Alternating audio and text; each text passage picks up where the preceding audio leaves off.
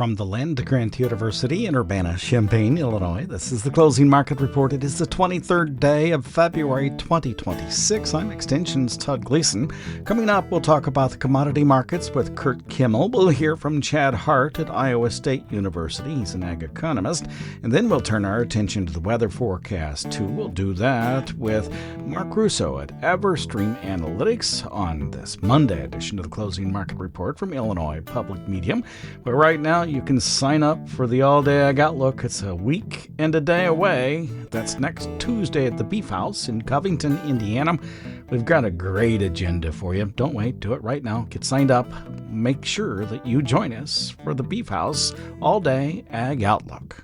Todd Gleason services are made available to WILL by University of Illinois Extension. March corn for the day settled at $4.27.5 unchanged. December at $4.64.5 unchanged. And March beans down 3 1/4, $11.34 1/4. November 2 1/4 higher at $11.17 1/4.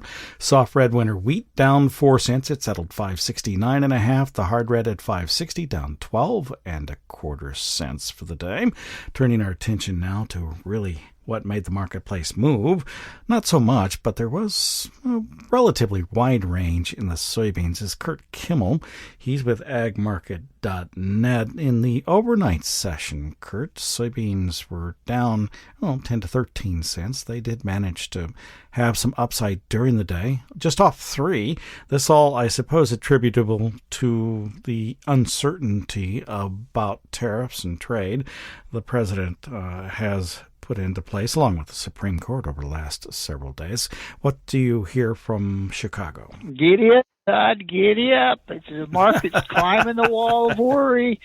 But no, we basically had concern in the overnight and early morning trade on tariff issues and the fallout from the tariff. Is China actually going to come through and pick up that 8 million metric ton? Is the 25 million metric ton future demand good or not? Will the rest of the countries, push the pencil and decide to go to Plan B? So there was a lot of uncertainty there. But as we got into the day session, some of this demand concerns might be a little bit more longer term. Soybean oil was quite a bit higher and kind of helped pull the market up out of the hole. Shipments helped on corn, over 2 million metric tons being shipped. Bean shipments were a little skinny. They're close to 669,000 tons. And the wheat shipments, 535. But the other supporting ideas, maybe giving the market a little bit of support through the day, was Brazilian harvest estimated to be about 31% complete. And that's about 8% behind last year. Same thing on the corn harvest and corn planting. So that might have given the market a little bit of recovery. But the thing that, too, got to kind of keep an eye on is AI programs, app trading. We're seeing some participants come into the marketplace to give this market a little push up and down here whenever there's not a whole lot of volume from the producer or the commercial side of the equation. Then lastly, one other thing that kind of moved the market, I feel, was the uncertainty, particularly in the indexes. The Dow, as we speak now, is down over 800 points. And I'm not quite for sure we saw a little money come out of the equities into hard assets, Todd. On the AI side, we have gotten used to, I suppose, the funds and then the black boxes and the algorithms and now the artificial intelligence being in the marketplace. It just adds volatility, so wider swings maybe in the day trade, even if it's just around where the marketplace might be on slow days, would give some opportunities for producers to pick up a few pennies here and there. Well, I think so. I think there's some optimism. It's the fire horse, but I don't think we're going to go sky high. But I think it's going to create volatility, both up and down. And I think you'd be one to be prepared in the market to take advantage of it. I think scale-up selling programs in line here at Ag Market. We've done some hedging. We've put in some price floors, but two, we've did some hedge derives or straight futures and cover it with a call option. That way, if it moves on higher, you can participate. Waiting around, waiting for higher prices is a risk in through here. And it's kind of a gamble if we don't see some weather concerns or some demand come forward in here. But the volatility is definitely picking up. Option volatility is going to pick up. So if you are looking at doing some option strategies, I would probably look at doing it sooner than later, as we're going to continue to see market participants come and go here. Turning your attention to the livestock side, have been climbing back higher again, although they're off a bit today and filling a gap actually in the April live cattle. Can you talk to me about what you see there? Yeah, today was probably spread activity more than anything, selling the fats and buying the hog side of the equation. Cattle and feed reports continues to show, a tight situation. Last Friday, the report showed, we had 98% on feed. A year ago, we had 99, place 95 compared to 101. Marketing's 87 versus 101 a year ago. So the beef complex continues to be tight here in the U.S. The other thing, uncertainty too, is tariffs. We do import a little bit of beef from around the world, so that's going to be a market maker here as we move forward too. Thanks much, and we'll talk with you again next week. You bet. Take care, Todd. You too. Curt Kimmel is with agmarket.net. In today's agricultural news, sign up for the FBA or Farmers Bridge Assistance payments open today. Farmers and share crop landowners are eligible. USDA would like them to use farmers.gov to submit applications, and it will be the FSA's preferred method going forward. However, as you'll hear in a moment, it's not necessary. The farmers.gov account will need to be linked to login.gov. Follow the instructions on the website. When it eventually asks you to take a photo with your phone, click the link in the text before you take the photo. By the way, it took me a moment this morning to realize this is what needed to happen. Otherwise, none of what we just discussed is necessary. You may still simply go to the FSA office, or you may have them send the pre-filled out application to your email for signature. The deadline to sign up for FBA is April 17. Let's stay in Washington, where reaction came swiftly after the Supreme Court's Friday 6-3 ruling, striking down President Trump's tariffs, but many questions remain. Iowa Senator Chuck Grassley expects trade deals, for instance, that are already in place to boost beef, pork, corn, soybeans, and ethanol to survive, but he's cautious. I will bet you that a lot of these countries, however far they went in their agreement with the president, is willing to stay there as long as there's certainty of it. And of course, they could back out, but I don't necessarily think they will, because I think trade with the United States is very important to them. And then there's the question of refunding tariffs that add to the cost of farm inputs like fertilizer, seeds, pesticides, and equipment. The Supreme Court was silent on whether refunds will need to be issued for the tariffs that President Trump has already levied. It also didn't address whether the president has the authority under other provisions to impose tariffs. Now, Trump said he was deeply disappointed by the ruling and announced a 10% global tariff under Section 122, then upped it to 15%, and planned to launch several Section 301 investigations, all of which most of agriculture is familiar with. Grassley, for his part, does say Congress needs to reassert its constitutional powers over tariffs. He does admit Trump's alternatives at the moment will likely survive, or some of them, and expects others to end up in court. It's likely there will be additional tariff cases in the future, but members of Congress have not questioned past presidents or this one on their use of 1963 and 74 legislation. This preceded the 1977 law the Supreme Court said only gave Trump power to regulate with quotas or embargoes, but not tariffs. The American Soybean Association urged the president to refrain from imposing tariffs on agricultural inputs. using other authorities. And that's a look at today's agricultural news.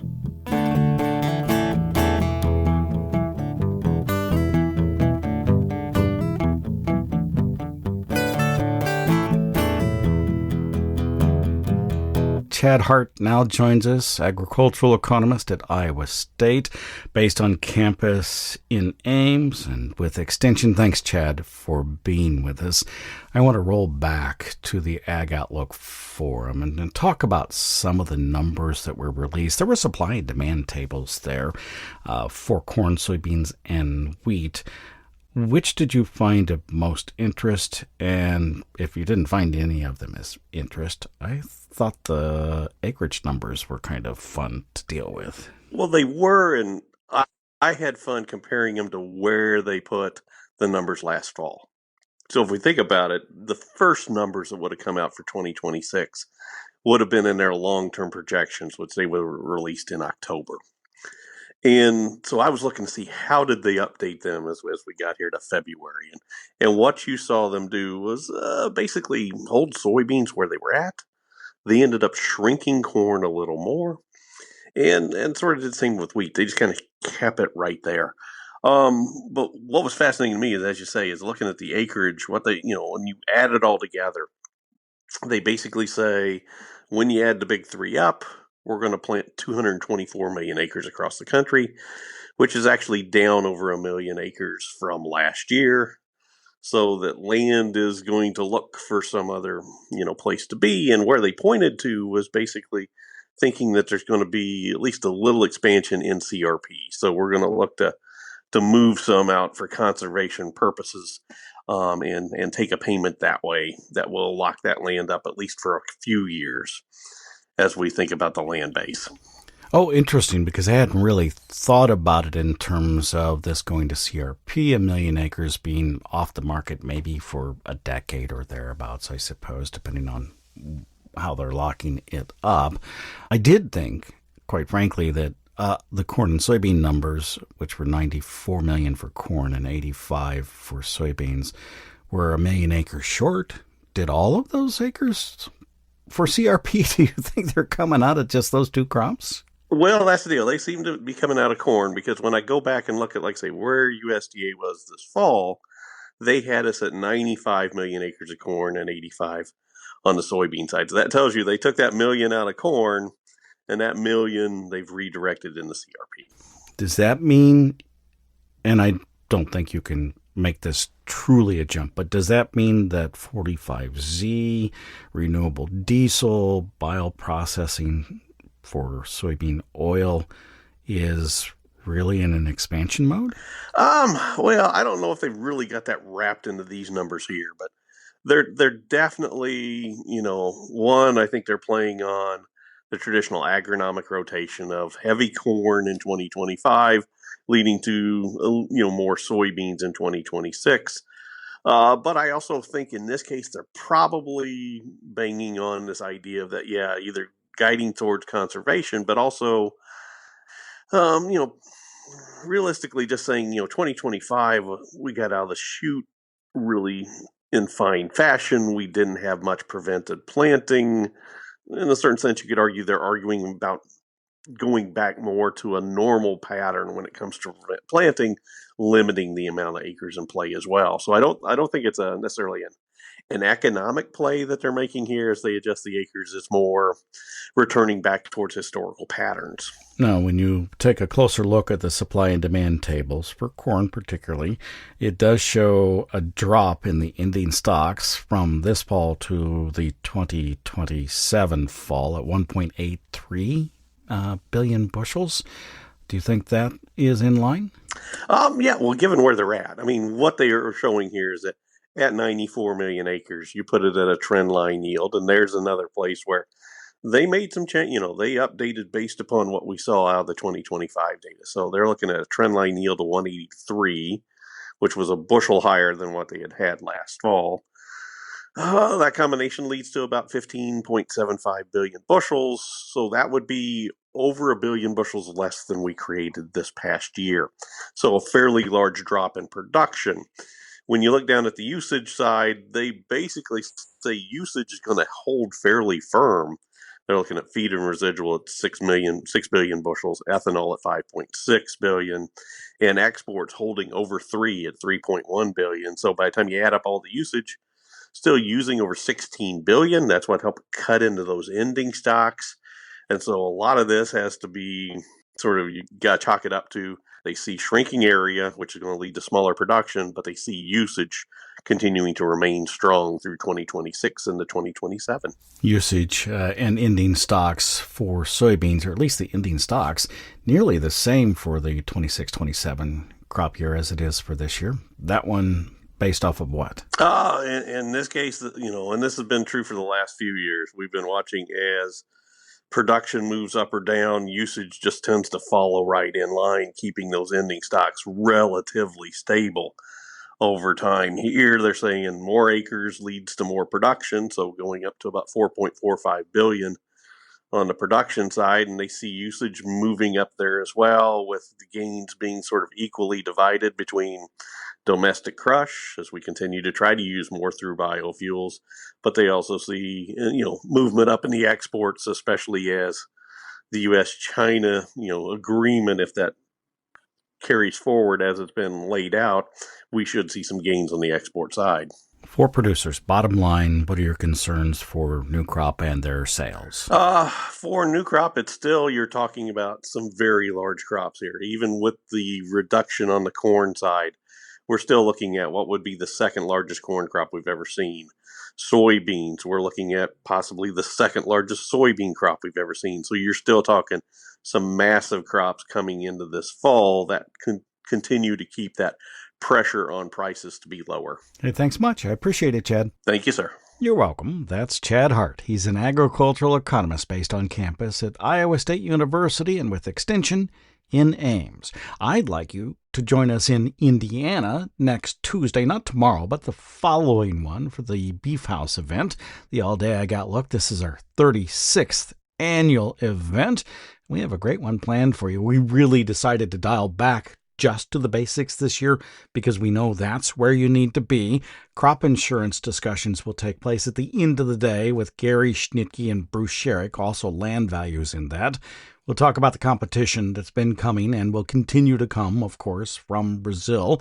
Joanna Colucci will be there. Our own Joe Jansen will lay out the fundamentals of the marketplace, and we'll have our ag analyst from WILL, the brokers, join us too. Should be a fantastic day. You need to be there. The cost is just $40 through Friday of this week. Make sure you get signed up. Don't wait. Do it right now so you can join us next Tuesday at the Beef House in Covington, Indiana. And that $40, it does include your midday noon hour Beef House meal, along with the Beef House cinnamon roll and coffee in the morning. All the details are online at willag.org or at farmdocdaily.illinois.edu.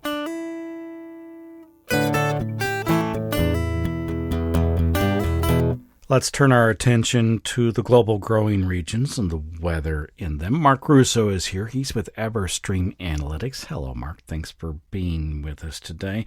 I want to start on the East Coast. We don't usually pick this up, but there's just an historic set of snowfall out there. Can you tell me how historic that might be? Yes, Todd. Yeah, certainly one for the record books with this bomb cyclone nor'easter that's affected the region there. Well, today, and it started yesterday.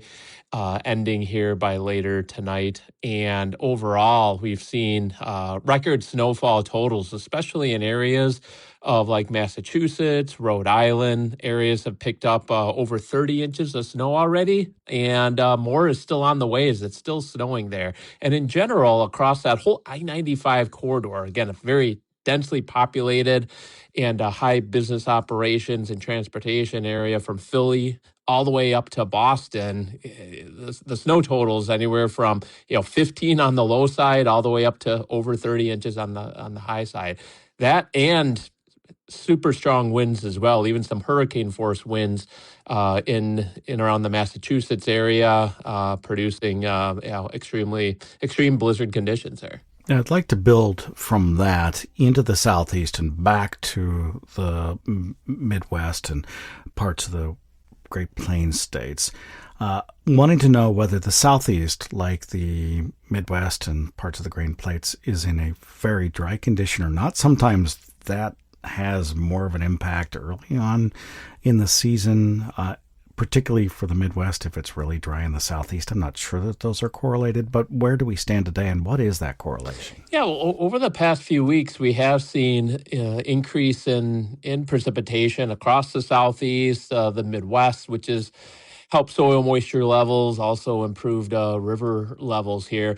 The one area that has seen a little bit of precipitation, but is the driest overall, that's the plains, hard red winter wheat belt. And so not much of a correlation there with any kind of, with the current storm system or any kind of regional teleconnections per se, other than, with this La Nina event, which is, beginning to transition out of right now. But, you tend to have more widespread dryness across the U.S., especially areas of the central and southern U.S. So we've kind of seen that here when you look back over the past 6 months in general. But with this transition to El Nino, then over time, that points towards a very long-term improvement. Now, I believe most have said early in the month of February that the transition appeared that it was going to move very quickly from La Nina to El Nino. Is that still the case? Some debate in that right now. I guess overall, we've started to see this weakening. Likely it will end here. La Nina will end over the spring time frame. The biggest question mark right now is, does El Nino develop before the start of summer here in June, or is it more so an item for late summer and fall? And does that make much of a difference in how much rainfall we get? It could, yeah. Certainly, a slower transition to El Nino would lengthen this general drier bias. A quicker return to El Nino would increase more precipitation, and also would start to at least limit some of the tropical development in areas of the Atlantic basin, since typically El Ninos tend to inhibit tropical development, especially in the western part of the basin. Any impact on second crop or safrinha corn in Brazil from this transition?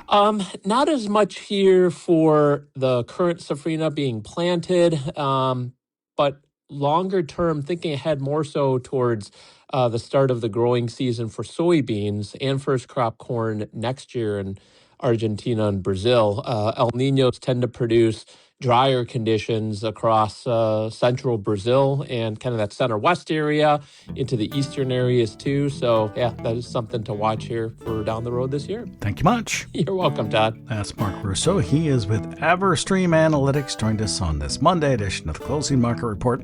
It came to you from Illinois Public Media. I'm Extension's Todd Gleason.